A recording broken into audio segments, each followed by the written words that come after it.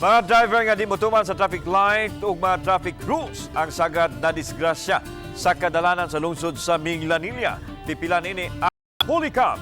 Ang report ni Femari Dumabo. Usa sa nahuli kam kining tali sa usa ka SUV ug bus dinhi sa Dan and Bacalso sa barangay Tunghaan.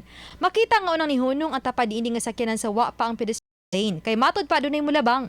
Hinungdan nga nihunong usab kining itom nga SUV. Apan ang nagsunod nga bus nakadumbol niini.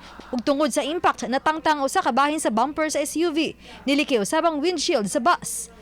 Kini usab motorsiklo nga nihunong sa sentro sa lungsod sa Minglanilla kay nag-stop signal na. Apan nadumbulan hinuon sa nagsunod nga SUV. Mayo na lang nga di kayo kusog ang impact. Apan natumbag yun ang motor ug ang mga sakay niini. Samtang kining itom nga pick-up nga padung sa south nga lang nag-change lane. Ang mibangga sa mga bollards ug dayon saghid sa gikatagbo nini nga puti nga SUV. Matod sa Minglanilla Traffic Commission nga gingong nakatagpilaw ang driver sa pick-up. Samtang pahimano usab sa Mitcom ning nasinati nga kalit nga mga pag-uwan magmatngon tungod sa kadangog sa kadalanan. Sama sa nahitabo sa usa ka motorista nga na-slide ang ligid sa motor haduol sa crossing sa sentro sa lungsod. Natumba ang motor ug ang driver. Swerte na lang nga wala kini mapasok sa truck nga naa sa kilid niini. Nakalikay usab ang nagsunod nga tricycle. Hinungdan nga wala ra maligsan ang natumbang motorista.